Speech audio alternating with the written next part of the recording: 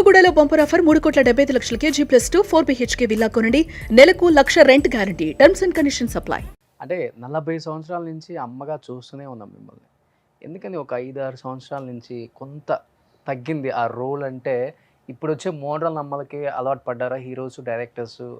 లేకపోతే ఫేడ్ అవుట్లే ఎందుకులే పాత అమ్మలు ఇప్పుడు మళ్ళీ ఇప్పుడు ఈ జనరేషన్కి కూడా వాళ్ళనే ఏం చూపిద్దాం, కొత్తగా చూపిద్దాం కొంచెం. ఇప్పుడు అంత అమ్మలు ఎలా ఉంటున్నారు? హీరోయిన్స్ లాగా ఉంటున్నారు. ఉండని హీరోయిన్గానే ఉండని పాపం. ఇంకోటమ్మా దీంట్లో ఏంటంటే చాలామంది అనుకుంటారు మేము చేస్తున్నాము అని.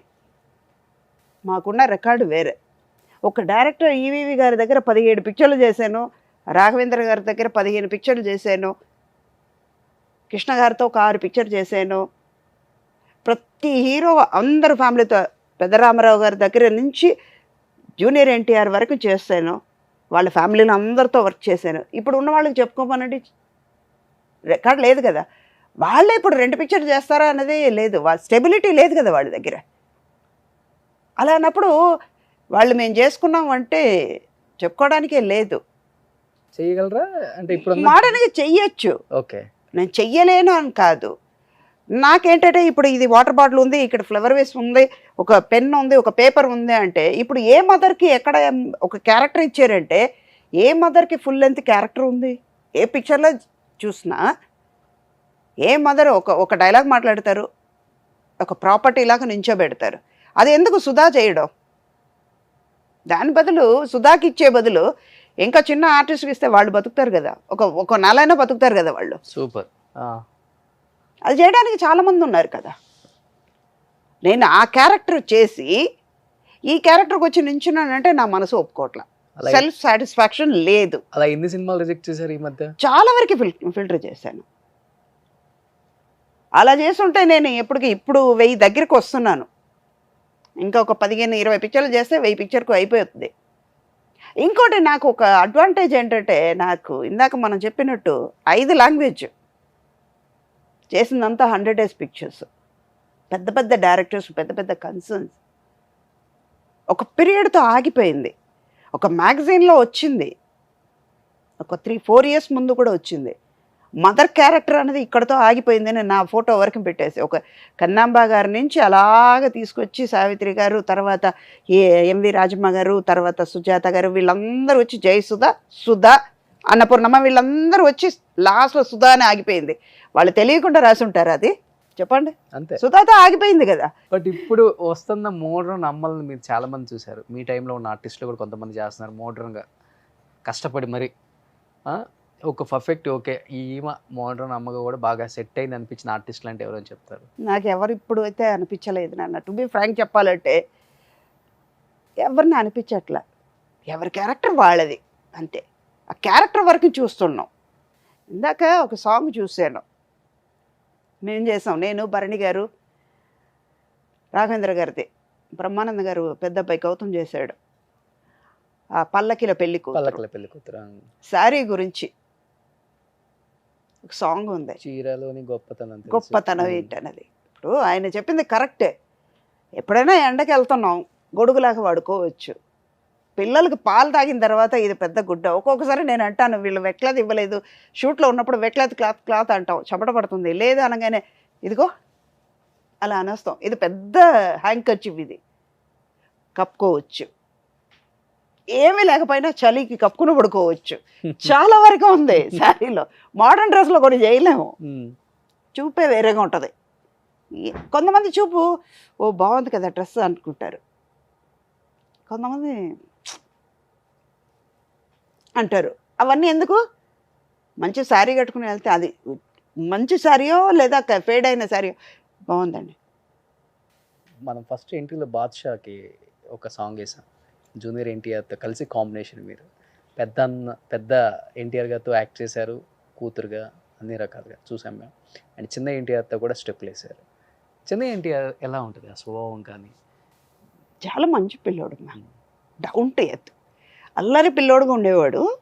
ఇప్పుడైతే అంటే వాడు అనాలి, వాడు అని ఎందుకు అంటున్నానంటే నా కొడుకు లాంటి వాడు.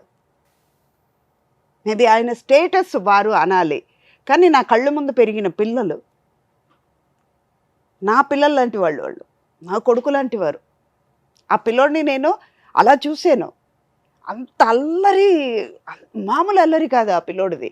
ఆ కారు వచ్చి ఆగిందంటే మన మీద కొట్టేస్తాడేమో అని భయం ఉండేది. అంత స్పీడ్గా ర్యాష్గా ఉండేవాడు. ఇప్పుడు తను క్వైట్ ఆపోజిట్గా, తను ఎంత ఉండాలి, ఏ ఫ్యామిలీలో ఎలా ఉండాలి అనేది ఉంటున్నాడు. కానీ అల్లరి చెయ్యడంలో మాత్రం ఆ అల్లరి అలాగే ఉంది. ఆ మర్యాద, ఆ పెరిగే వాతావరణం, పెద్దవాళ్ళంటే ఎంత గౌరవం ఇవ్వాలి అన్నది.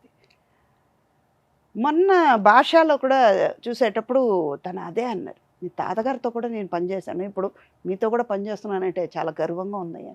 ఎంతమందికి అది జరుగుతుందండి ఇప్పుడు ఉన్న వాళ్ళకి? ఎవరికైనా లేదే. ఇందాక నేను చెప్పినట్టు ఆ రికార్డు మాకు ఉంది. ఇప్పుడు అక్కినేని నాగేశ్వరరావు గారు ఉన్నారు, సుమంత్తో కూడా చేశాను, సుశాంత్తో కూడా వర్క్ చేశాను, అఖిల్తో చేయబోతున్నాను. ఇది 4th జనరేషన్. ఇప్పుడు ఎంతమందికి దొరికింది అది? నాతోనే ఆగిపోయింది కదా అక్కడ. ఎన్ని రోజులు పట్టింది ఆ సాంగ్ షూట్? ఇద్దరు కలిసి డాన్స్ స్టెప్పులు వేసింది. నైట్ షూట్ అంతే, ఒక 2 అవర్స్లో అయిపోయింది. నేను అన్నా, తారక్ కొంచెం స్లోగా ఆడమ్మా, మీ అంత స్పీడ్ రాదు నాకు. మీరంటారా ఆ మాట? ఊరుకోండమ్మా, మీరు ఆ మాట అంటావు ఏంటి అన్నారు. 1 మార్కి వెళ్దాం ఏంటో నాకు అనిపిస్తుంది అనగానే, రెండోది సెకండ్ వద్దమ్మా, చాలా బాగుంది, మీరు చాలా బాగా చేశారు, ఇంకెందుకమ్మా అన్నారు. స్ప్రెయిన్ అయిపోయింది. ఎందుకు డౌన్ టు ఎర్త్ అంటున్నానంటే, ఆ పిల్లోడు కాలు స్ప్రెయిన్ అవ్వగానే తనకున్న స్టేటస్గా పరిగెత్తుకుంటూ వచ్చి కాలు పట్టుకుని అమ్మా అయ్యో ఏమైంది అనాల్సిన అవసరమే లేదు. మీది స్ప్రెయిన్ అయిపోయిందా? కాలు స్ప్రెయిన్ అయిపోయింది, స్కిడ్ అయ్యి ఆ ఫ్లోర్లో స్కిడ్ అయ్యి 7 acres చేస్తున్నాం అది సాంగ్. నైట్ 2 o'clock చేస్తున్నాం. నేను వేరే షూట్ నుంచి ఈవినింగ్ వెళ్ళాను, నైట్ ఆ సాంగ్ చేస్తున్నాము. అది ఫినిష్ అయిన తర్వాత సెకండ్ టేక్కి వెళ్దాము అనవసరంగా చెప్పాను. అది ఇందాక బాగుంది కదమ్మా, నేను చెప్తున్నాను కదా అన్నాడు. లేదమ్మా సెకండ్ టేక్ వెళ్దామని ప్రాక్టీస్ చేస్తుంటే స్కిడ్ అయింది, కాలు స్ప్రెయిన్ అయింది, వెంటనే వాసిపోయింది.